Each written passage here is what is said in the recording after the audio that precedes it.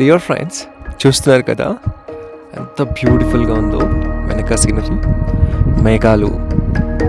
So ఎంతో అద్భుతంగా మీకు అక్కడ ఎదురుగా కనిపించేది బాబా బుడన్గిరి పీక్. అక్కడే మాణిక్యధార వాటర్ ఫాల్ అనేది ఉంటుంది. సో నిన్న అక్కడ చక్కగా బాత్ చేసుకున్నాను, ఎంతో రిఫ్రెషింగ్గా ఉంది. సో ఇప్పుడు ఎర్లీ మార్నింగ్ ఆల్మోస్ట్ 8:30 అవుతుంది. మార్నింగ్ నేను 6:30కి అంతా ఇక్కడికి వచ్చాను. 6:30కి అంతా సన్ రైజ్ ఆ యొక్క చూడడానికని వచ్చాను. కొన్ని వందల మంది వచ్చారు. It's really amazing experience. First time ఈ యొక్క పీక్లో, ఈ యొక్క చిక్మంగళూరులో క్లౌడ్స్ని ఈ హిల్స్ కంటే కూడా చాలా లోవర్గా చూడడం, ఆ మేఘాలంతా ఇలా వెళ్తుంటే ఎంత బ్యూటిఫుల్గా అనిపించిందో.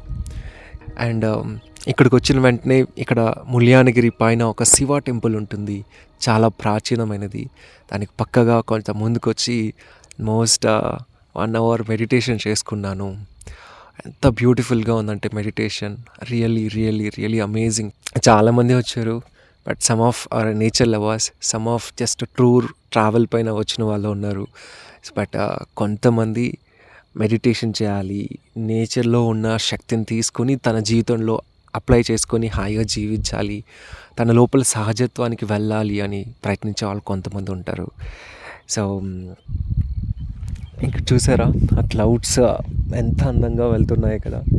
సో కళ్ళకి ఇలాంటి దృశ్యం అనేది మనకు కళ్ళు చూసినప్పుడు, ఈ శరీరానికి చల్ల గాలి తగులుతున్నప్పుడు, బాడీలో ఉన్న మెటబాలిజం, ఈ యొక్క రసాయనాలన్నీ కూడా ఒక న్యాచురల్ స్టేట్కి రావడం జరుగుతుంది. సహజంగా మనం బిజినెస్ వల్ల, జాబ్స్ వల్ల, స్ట్రెస్ లైఫ్లో, ఎడ్యుకేషన్ వల్ల రకరకాలుగా మనం స్ట్రెస్ని మనం తెలియకుండానే క్యారీ చేస్తుంటాం. ఈ స్ట్రెస్ని మనం ఎప్పటికప్పుడు వదిలించుకోకపోతే ఏమవుతుందంటే దేహంలో ఈ యొక్క టాక్సిన్స్ అనేటివి ఫామ్ అయిపోతాయి. ఈ యొక్క కణాలన్నీ కూడా బాడీని మందంగా అంటే నాట్ బిగ్గా కాదు, సచ్ లేజినెస్గా, స్ట్రెస్గా, బర్డన్గా మన దేహంలో ఆ యొక్క ఫీలింగ్ని క్రియేట్ చేస్తూ ఉంటుంది. సో ఈ బర్డన్ని, లేజినెస్ని, ఆ స్ట్రెస్ని మనం ఎప్పటికప్పుడు మనం లెట్ గో చేయకపోతే, వదిలించుకోకపోతే అది మన బాడీలో పర్మనెంట్గా ఉండి హెల్త్ ఇష్యూస్గా మారుతూ ఉంటుంది. అందుకే నేచర్ అనేది వీటన్నిటి నుంచి, ఈ స్ట్రెస్ని, వీటన్నిటి నుంచి మనం బయటికి రావాలంటే మనకున్నటువంటి బెస్ట్ పాసిబుల్ వే ఏంటంటే నేచర్లోకి వెళ్ళడం. ఇది మొట్టమొదటి స్టేజ్. చాలామందికి ధ్యానం చేయడానికి కష్టం, ఫోకస్ చేయలేరు, హాయిగా కాసేపు ఏది ఆలోచించుకో కూర్చోలేరు, బ్రెత్ అవేర్నెస్ పైన ఆ ఫోకస్ని ఉంచలేకపోవచ్చు. కానీ ఇలా నేచర్లో వచ్చి ఉన్నప్పుడు మనసు ఎంతో చక్కగా, సహజంగా తన స్థితికి తను సహజంగా వెళ్తుంది. కళ్ళకి ఎప్పుడైతే ఇలాంటి అందమైన దృశ్యాలను చూస్తామో, ఆ పచ్చని, ఆ వర్ణంలో ఉన్నటువంటి ఆ యొక్క ఆకుల కదలికలను, చెట్ల కదలికలను, ఆ చల్లని గాలిని మనకు తగులుతూ ఉంటుందో, ఆ పక్షుల యొక్క సౌండ్, జంతువుల యొక్క అరుపులు మనం వింటూ ఉంటామో, మనం సహజంగానే మన బాడీలో ఉన్నటువంటి మెమొరీ మన యొక్క సహజ స్థితికి మనల్ని తీసుకొని వెళ్తుంది. ఎందుకంటే మన జీవితం ఈ యొక్క జంగల్ నుంచే స్టార్ట్ అయింది, అడవుల నుంచే స్టార్ట్ అయింది. ఈరోజు ఒక కాంక్రీట్ జంగల్లోకిగా మార్చేసుకున్నాం, మన ప్రకృతిని అంతా ఒక కాంక్రీట్ జంగల్గా మార్చేసుకున్నాం.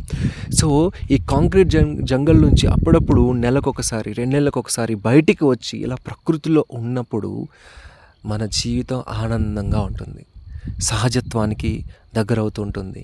అప్పుడు ప్రేమ, దయ, కరుణ అనే ఒక సహజమైన దైవ గుణాలు మన లోపల వ్యక్తమవడం మనం గమనిస్తాం.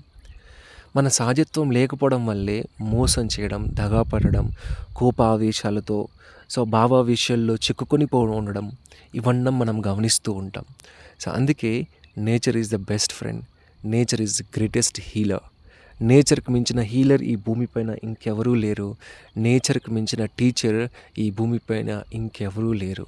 నేర్చుకోవాలనుకునడానికి ప్రతిరోజు ఒక పాఠం ప్రకృతి మాత నేర్పిస్తూనే ఉంటుంది. ఆనందంగా ఉండవాడికి హక్కును తీర్చుకొని ఆనందాన్ని ఇస్తుంది.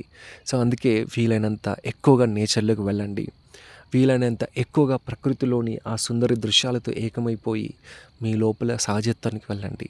వెళ్ళమంటే వెళ్ళి అక్కడ ప్లాస్టిక్ పడేయడం, ఆ ఉన్న ప్రకృతిని పాడు చేయడం, పిచ్చి పిచ్చిగా అరవడం, పిచ్చి పిచ్చిగా గెంతడం, ఎంజాయ్మెంట్ పేరుతో ఆ ప్రకృతిని అంతా నాశనం చేయడం కాదు. సో మీ లోపలికి వెళ్ళడానికి వెళ్ళండి. చాలామంది ట్రావెల్ చేస్తున్నారు డియర్ ఫ్రెండ్స్. మీ అందరికీ ఒకటే చెప్తున్నాను, please be silent when you are in travel, when you are in the nature. Just be quiet and relax. Just relax, observe the beauty of nature. వీలైనంత కళ్ళతో నింపుకుందాం. సో మనం ఇంకోటి ఒక మిస్టేక్ చేస్తుంటాం.